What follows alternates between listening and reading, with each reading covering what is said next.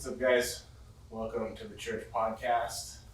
My name is PJ, and um, as some of you know, we took some time off from the podcast about, 5 months or so.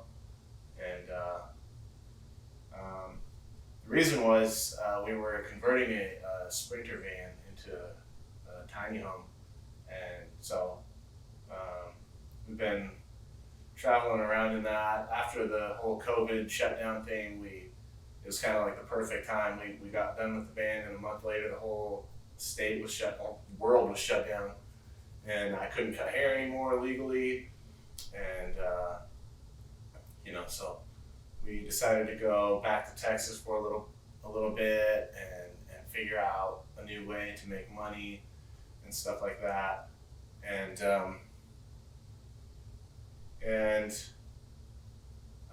we've kind of dialed that in, so now we're just cracking away at that, and now, I've been having some thoughts about the podcast. When we stopped doing the podcast, it was kind of because of me. I was working at the shop, and then I was coming home, and I was working on the van, and,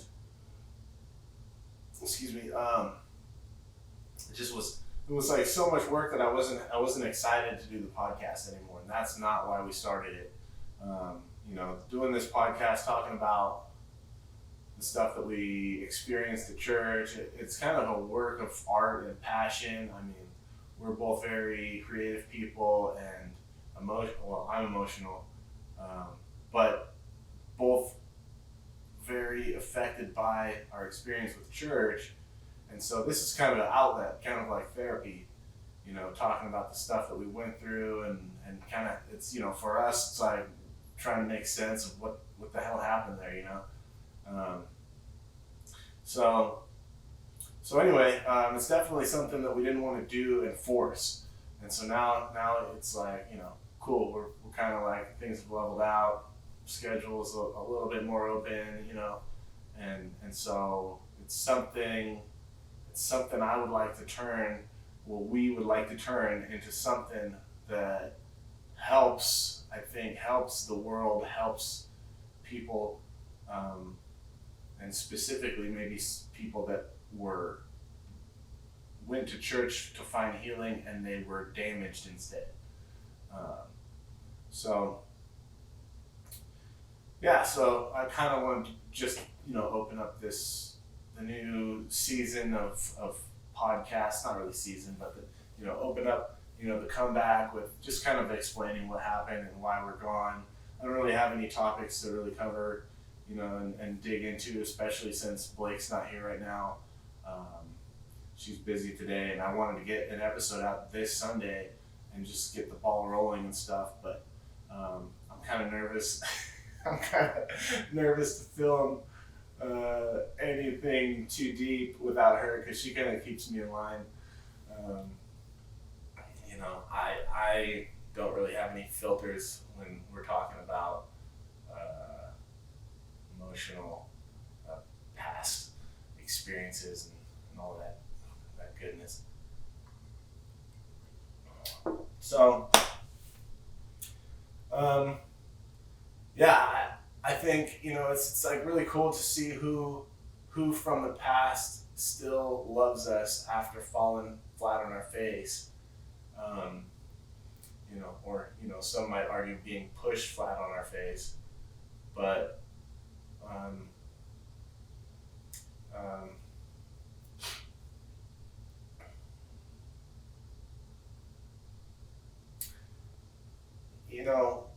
part of the reason for doing this podcast, I guess, is, like I said, it's just, a lot of it is just, it's like, what the hell happened? Like, why did this happen? Why do some people still have love for us and other people don't? There was definitely, we went through what we went through, as far as, having an affair, and it's, an unspeakable thing. Like, what do you say about that? You can't excuse that. But there are contributing factors, and so it's like some people were understanding and some people just weren't, or maybe they were I'm sure just as confused as us. And it's like, what the hell, dude? Like, how could you do this to us? Um, and different stuff like that causes kind of like a division, I guess. But it's so weird to me, and part of the reason that I want to talk about this is because it's like, okay, so you're Christ's followers, and the whole premise is we're fallen, we need Jesus. He paid the cost of our the expense of our sin, and so now we're free. We can commune with God again. So what I can't wrap my mind around, and one of the most painful things about what we went through with basically running from our church and our whole life, because of certain things I think pretty much we've covered and we'll talk about more. But it's like,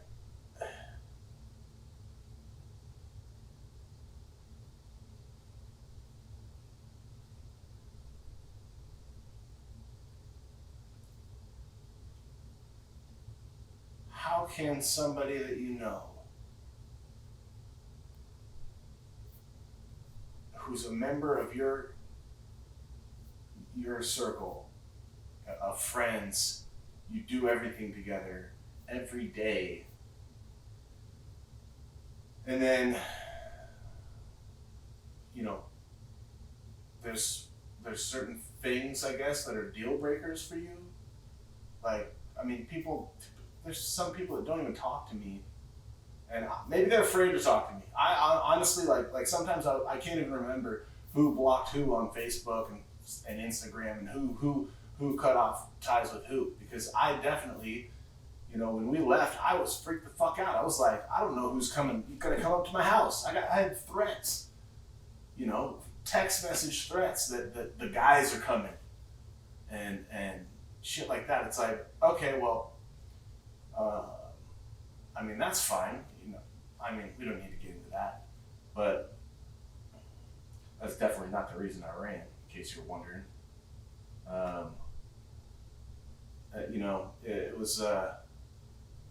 It was just a really, really confusing. It's like, okay, like we did this thing. We made a huge mistake. I mean, people have died for less. I'm aware of that, but to turn on people and restraining orders and text threats and shit and like holding people holding Blake hostage. It's like all this stuff. It's like, you're a Christian. You consider yourself, right, the elite of righteousness, the elite of humanity, right? You've made it into eternal life. You represent Jesus Christ, and you think somehow it's okay to judge people as better or worse or worthy or unworthy, or well, hey, I was closer with homeboy, so I'm sorry we can't talk anymore, even though I'm a pastor, even though I'm an elder. So, as you can see, even taking some time off, and it's been like 2 years since we left. It's still, I can start talking about this stuff, and the fire, the anger, it's like, it's still there. It's I don't know if it's ever going to go away. I don't know. I don't think it'll go away until we talk, which I think, is something I expect to happen in the future. I don't know how it's going to happen, but when things have settled enough and people have healed, I think every single person involved in this needs to talk for that anger and for that pain to fully go away, which sucks, because I think there's always this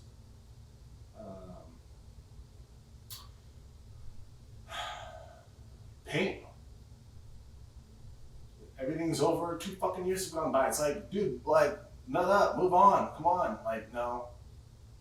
No, like that shit hurts. It messes you up. It's like you invested everything into something that that that that that, that, that for more than one reason, it's like for multiple reasons, years worth of reasons, like comes to a screeching halt, crumbles, falls apart, and people are picking sides and all this different stuff. It's like you don't just pull yourself up and just move forward. You know, I would like to say, oh yeah, I'm just so super tough that that didn't faze me. I'm just gonna move on and keep grinding. Like I'm a man. No. Um, so I even as I'm saying that, I'm trying to excuse myself. It's like all this weird stuff you get into. It's like, man, like the human mind and your soul and your heart and all that stuff is so deep. It's like I know everybody in that situation is messed up. So I try to do my best to be conscious of that and the things I say out of anger and all that stuff. I understand that all of you who were involved could say the same things back to me. I was just as much of a pawn as I accuse other people of being a pawn. It's like we were there. We were doing our best to advance the gospel of Jesus Christ, and it's like you have this perfectionist kind of mentality that I think was we all were attracted to each other because we all to some extent had that in us. All the leadership team of the church we were at, all the parties most highly involved had that same kind of innate desire to compete or to be the best or to push each other or whatever. I don't know what it's just interesting how some people stayed for almost to the death, and then some people come in be like, this place is weird, I'm out of here, like one day. But anyway, yeah. So I think in the time that we've been off from filming the podcast and stuff. If you wonder why I keep looking over here, I'm just looking out the window. Helps me think. I don't really like looking at you. No. In the time that we've been gone, I do feel like my perspective has shifted. When we first started doing the podcast, it was obviously closer to the events that transpired that led us to be doing this right now. But now with some time between us and some time to think and research and heal, my perspective has changed a lot. I do genuinely forgive everybody. Like it's hard for me not to forgive people. I'm just so aware of how messed up I am. And it's like, come on, like only a fool sits there pointing fingers at everybody, completely oblivious to their own dumb shit. So I definitely am not that type of person, don't want to be that type of person to sit here and point fingers and think that it's not a two-way street. But it is a two-way street, and so there's still stuff I want to address. I want certain people, like the pastors, well, the pastor, in particular, to fess up, man. If it's like I'm afraid of not being masculine because I am still dealing with wounds and hurts from 2 years ago. It's a pretty bitch move to go through that with somebody and inflict a lot of that pain and deception and just manipulation, and then never fess up. Don't be a bitch. Stop it. Like, I wish that I could lay hands on people legally. Like, honestly, But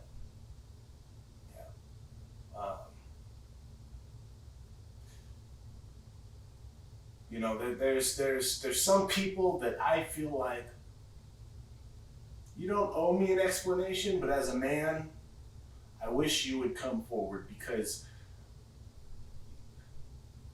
myself, Blake, and the other closest parties involved, the other closest party involved, like we went through that. And it's your responsibility as our comrades to pick us up, help us. Maybe there needs to be some lumps and bumps, but not from you. Everybody around us, it's like, come on. I just can't see myself having been in your position and three of my friends going through what we went through, and then picking a side and being such a bitch that I'm not even gonna ask what happened. Not even gonna ask how did this happen. I understand that you're hurt. Keep that shit to yourself. Like, we're the ones who went through it. We're the ones who committed the acts, right? So especially you pastors, you people acting as pastors who are my fucking friends. Like, where are you?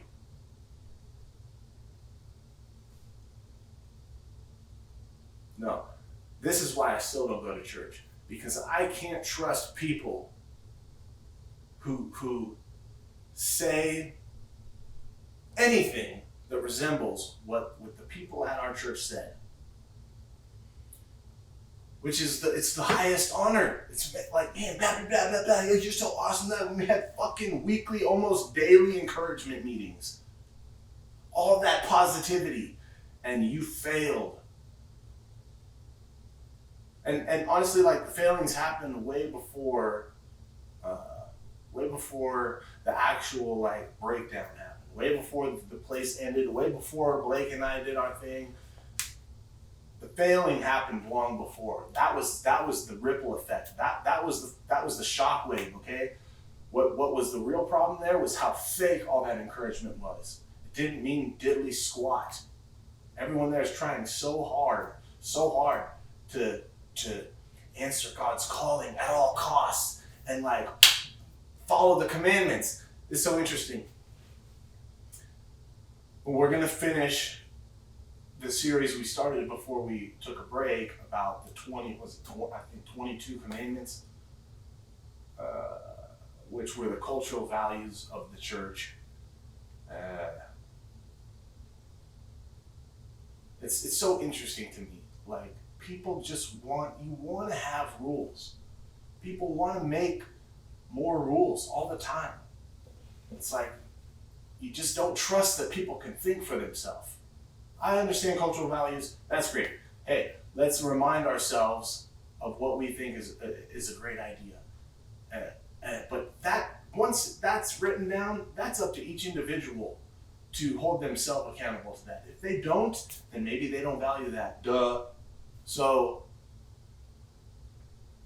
I just think it's so interesting. I mean, you look through the whole Bible, for all of time, people, they get this religion, and maybe in the beginning, well, specifically like Christianity, it's like, well, it's all about love and forgiveness and this freedom that comes from being in a relationship with God and all this great stuff.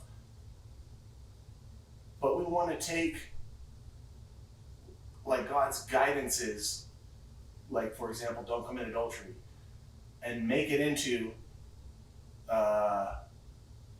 like, well, if that's really important, then it must be really important to not even be around girls at all. Let's just be extra safe. Like, that's what we do. It's like, just like, it's good to go to church, so we better just go to church every single day of our lives and be extra good. No, come on.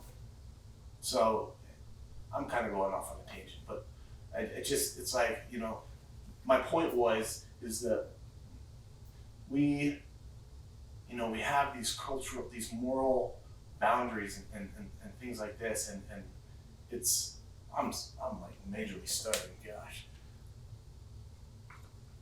I need a drink.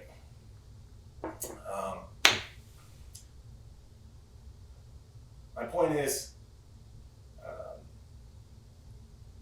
the rules became more important than the people.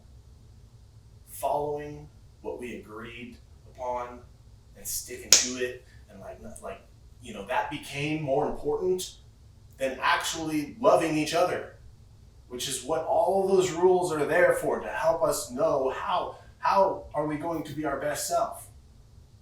And it doesn't matter if you follow these rules or make other people follow these rules like super good, because that it defeats the whole purpose. I'm gonna love my wife, so let me buy her a bunch of shit. Maybe she doesn't even want it, but I'm trying to love her, and she might be telling me. So this is like a scenario, like a mock scenario of something that would happen there. You're gonna take these roses, shove these roses down your throat. You don't like them? What's the matter with you? You're supposed to honor me.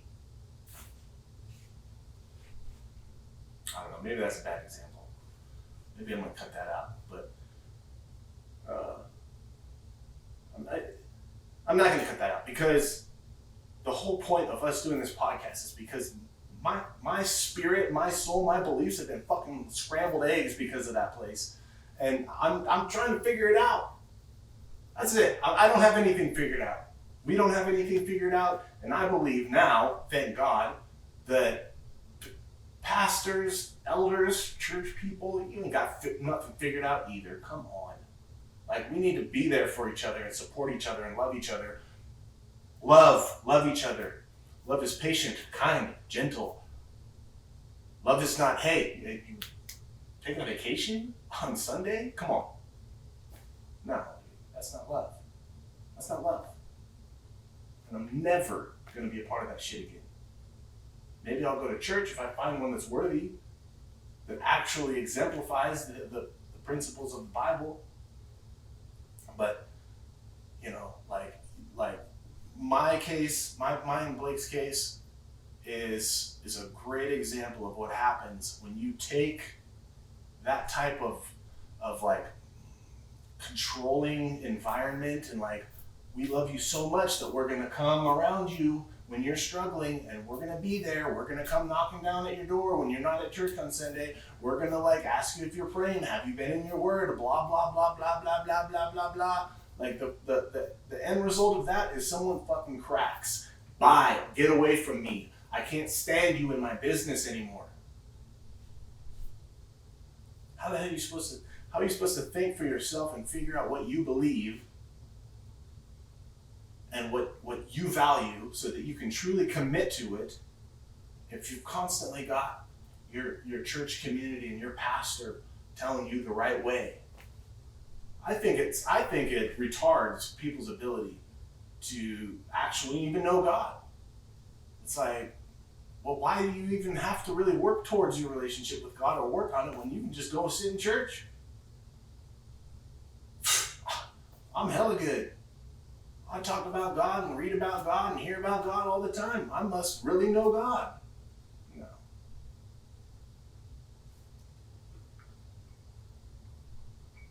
Anyway, I think this has gone on long enough. These are some of the struggles that we've been working through. Me specifically, I don't want to speak for Blake, but these are the things that I think about all the time. It's like, I haven't had friends for like 2 years. Well, I got a couple friends, but I am racking my mind to try and get answers, and I'm definitely someday going to go to therapy. It hasn't been in the cards yet, but I feel like I legitimately need somebody to help me work through this stuff. Somebody who studies the mind and psychology and stuff. It's like, man, Anybody who was at that place for any certain, any extended period of time, if you think you're good,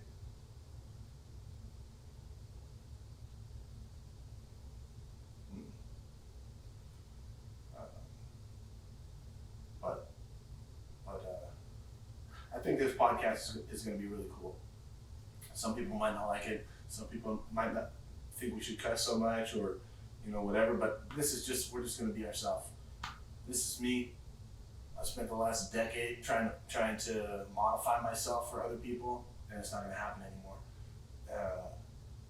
So I'm definitely going to grow. We're going to grow. There's a difference. But I think this podcast is going to be really great for the people in our place who have been through a similar situation, and stuff like that. Just, one thing that I feel for sure has changed in our life since we were a part of church is that we're free. We're free. Man, I felt like a prisoner. And I don't think all churches are like that, but I don't think that the churches that are like that even realize they're doing that. And maybe it takes something like this podcast to bring that out. I don't know. If you're a Christian and you have a totally different perspective, feel free to leave a comment. Please do. Please share your thoughts. And please be nice, because we're not trying to blast anyone or take a shit on somebody, and say, oh, this person's going to hell. No. Like, that's the last thing we would do, because I would hate for somebody to treat me like that. But talking about your experiences, talking about something that's deeply ingrained in you and a deep part of your life and whatnot. I think it's cool. I think it's good for you, and I think something like this. Hopefully, it's entertaining. I think that's my biggest purpose. I think for this podcast is I like to entertain people. I'm super low key. I'm not very extroverted, but I do appreciate just being entertained, like talking. I mean, it's whoever's looking for content like this. I think I hope we nail it. I hope we hit the nail on the head, and talk about some stuff that makes you laugh, and maybe help people lighten up a little bit.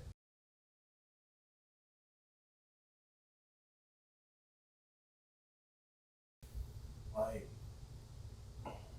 I don't know. Anyway, this has been episode 18 of the Church Podcast, and I hope that you guys listen, enjoy it, talk back, share your thoughts. I hope the broken relationships from our past can be healed someday, and we can be genuine and honestly friends again.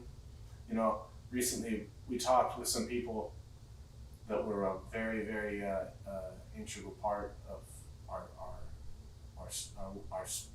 faith walk and things like that. And I still had hard feelings, and I don't, like, I feel so happy to have talked to them.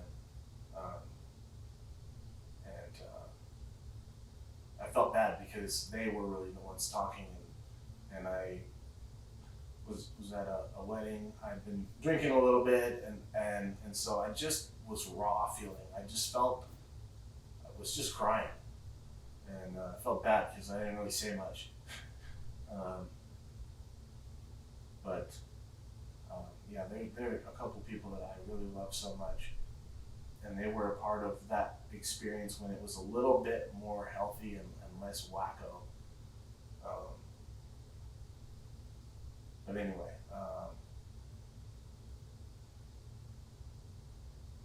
yeah. So that wraps up episode number 18.